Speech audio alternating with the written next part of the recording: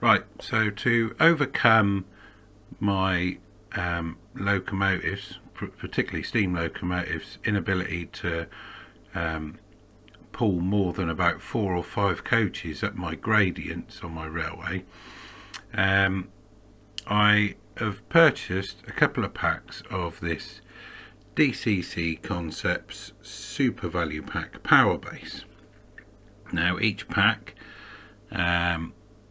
as purchased, gives you enough magnetic plates to put under your track to cover 5 meters of running line, and 12 super strong neo magnets.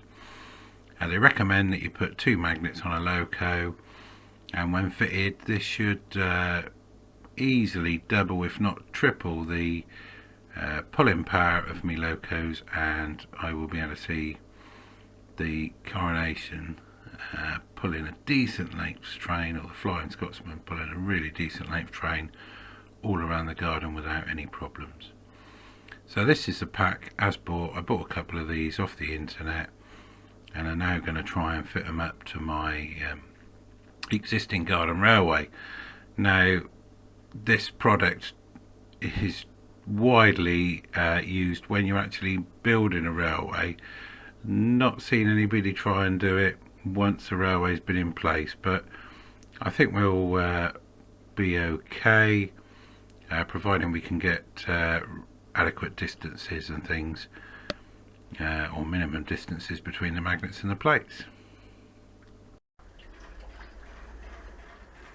So as you can see, these are the DCC Concepts Powerbase panels, which you put under your track,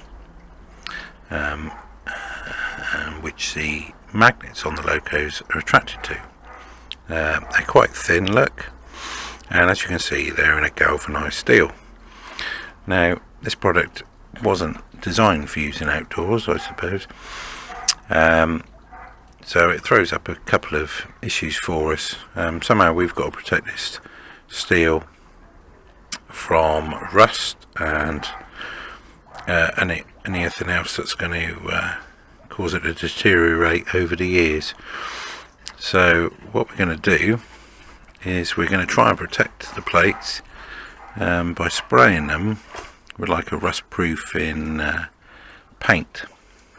And the paint we got is is a spray paint, just come from one of the high street hardware stores, and it's for barbecues and stoves, so it is heat resistant, and it says it stops rust. So I've just laid all the plates out from one pack, and I'm now going to give them a spray with the paint.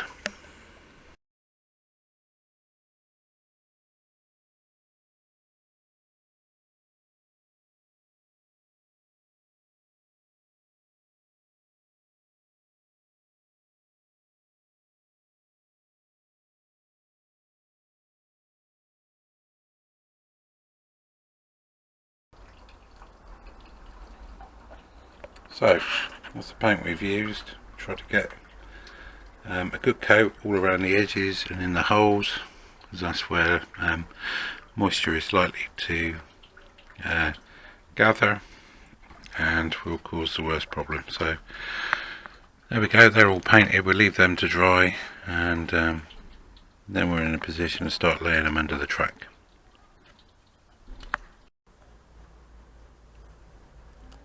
So now, as you can see, we've now completed painting the Powerbase plates, and I'm now going to fit them under the track. Now DCC Concepts suggests that you use a good PVA glue to fix this to your track bed when you're using it indoors. As we're working outside, I'm not actually going to glue these down. I'm going to pin the track as I would normally, but between the spaces left in the plates. So hopefully that will keep it all in place and keep it firm. So I'm hoping that the plates are just going to slide in. That'll only go as far as there because I've got ballast on the track already. They recommend that you leave a 2 or 3 mil gap between the plates, which is what I'm going to try and do. Making sure I put them all in the right way up.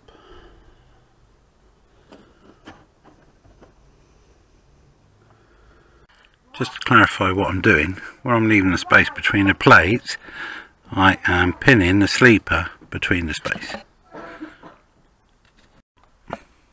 Right, so here we go. I've now completed the full run on the outer mainline circuit. Put the power base as far as I think it needs to go. Into the track, repinned it, did some realignment, and I've also had enough left over from the first pack to start doing the inner circuit as well. I have scraped away some of the ballast on both roads actually and put it back a bit further.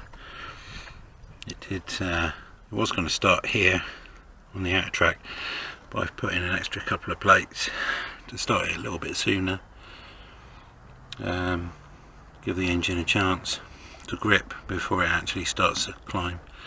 The inner one starts a little bit later, but it's been very easy to scrape up the ballast that was glued down and lay the plates in underneath. So there we go. So next job is when the etches arrive to get some magnets fitted to some of the locos, and we'll see how all this is going to work. Right, we're now going to look at fitting a power base magnet, to the underside of this Hornby Coronation Pacific. Now, last week when my initial packs of power base turned up, I did have a look at fitting one of these magnets to the underside of this loco using the method described in the box, which is just to keep it in the plastic sleeve that it comes in and drill some holes in the bottom and screw it to the bottom of the loco. Now, with the chassis on this loco, the plate at the bottom is quite a way inset from the wheels, and once I had the magnet screwed to the bottom of the loco, there wasn't a huge amount of pull felt on the loco from the plate. The magnet was too far away from the plate to be really effective. So what I've done is went back online and now bought a packet of the DCC Concepts Powerbase edges. Now you can fold these up once you cut them out, and I'm hoping what it's going to do, it's going to bring the magnet just a little bit lower on the chassis, closer to the depth of the tread, the wheel tread, and then obviously we'll get more pull on the rail, and it'll increase the effectiveness of the system. So just have a look at how this is going to work, and I'll be back with you.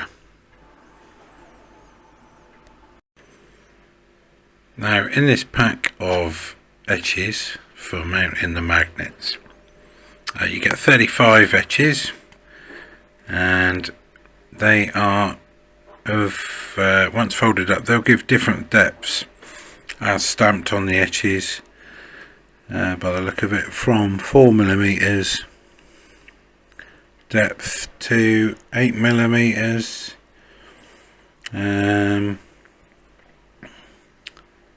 5s and 6s as well, sort of an equal number of each. So what I'll probably do is I'll have to cut out a couple of these different sizes and see how they best fit on the loco, which one gives us the best depth for the wheel size on this loco.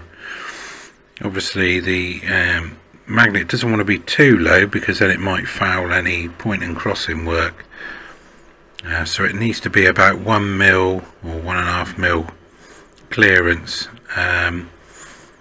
of the wheel depth.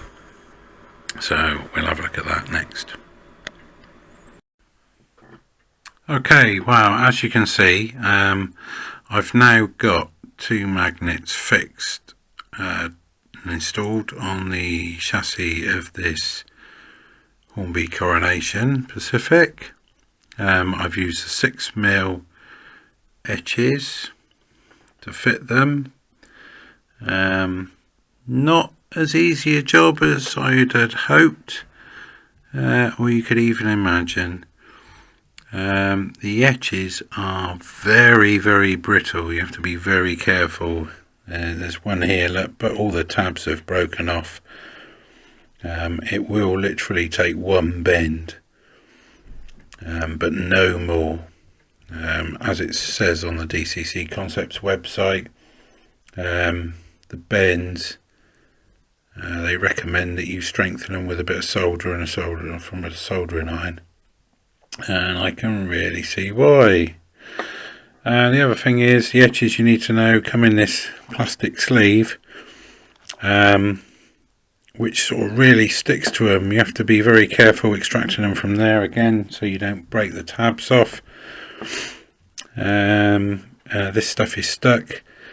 You've got to take that off, otherwise you can't super glue the magnet into a position and hold it in place. So overall, my assessment of the product there, well, I think it could be better, really.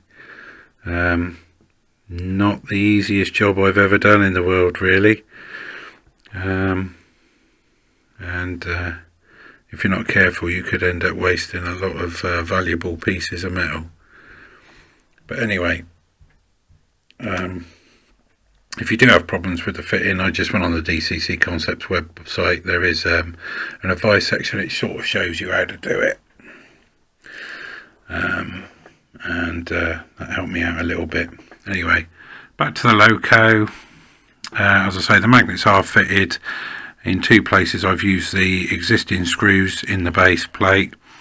This will require you opening out the holes in the tabs on the edges. Again, you need to be very, very careful. You need a 2mm drill to do this, and by the time you've opened it out enough, there is very little tab surrounding the screw. So again, be very careful doing this. I can't emphasize that enough.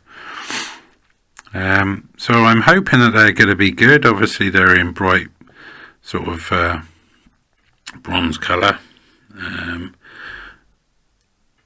I'll try the loco first, see if it has the desired effect before I go slapping a bit of paint on them to cover them up.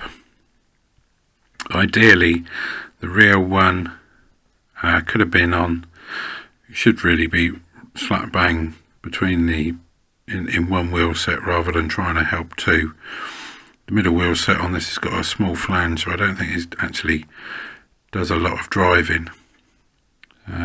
So I'm not entirely sure how this is going to work. It may need repositioning,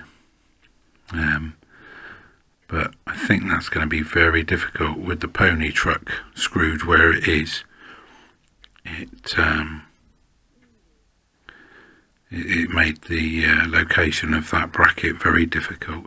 I had to snip out a little bit of the brake rigging to make it fit. Otherwise the magnet's not going to be close enough to the track. Anyway, it's a pretty poor day outside, so I'm not going to be able to test this for the minute. So I'll get back to you when it's a bit drier outside and we can test it, and fingers crossed, after all the expense, it it'll have a marked improvement in the haulage capability of the loco and stop it slipping going up the gradient. Right, well, I finally got 3 magnets on 6233 at the loco we were trying this out on, and that's how it performs now with load 8 up the bank.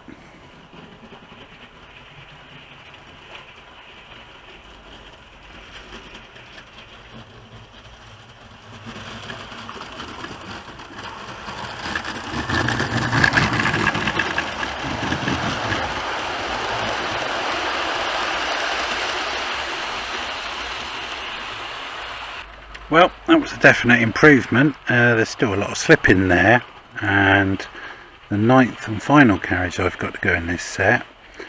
I think I might be pushing it if I try and incorporate that, but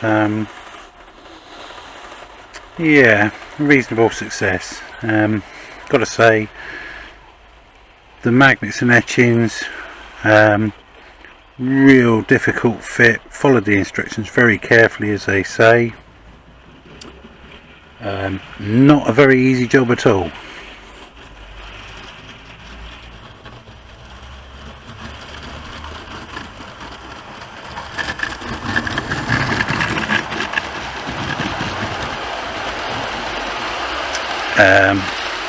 Gotta say, the etches pretty poor quality, very fragile. Any stress on them at all, and the tabs break off.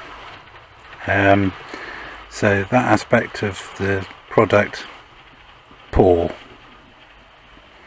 They do say you may wish to solder the folds in the etches.